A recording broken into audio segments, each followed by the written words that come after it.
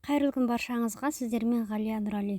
Бүгін сіздермен өте керемет жұмсақ үлпілдек пирожкидің рецептісімен бөлісемін.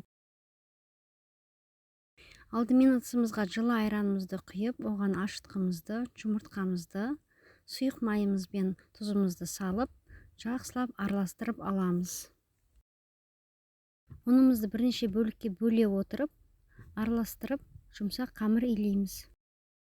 Бір қасықтай сұйық май құйып, қолға жабыспайтындай қамыр илеп аламыз.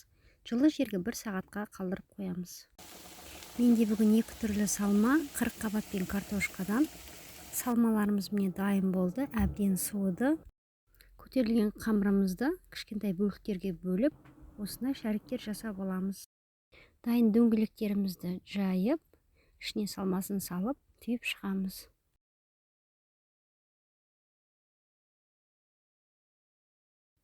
Қырық қабат салынған пирожкиімді осылай өзгеше етіп түйдім.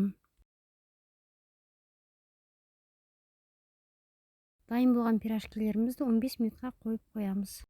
Орташа отта пирожкилерімізді қызартып қуырып аламыз.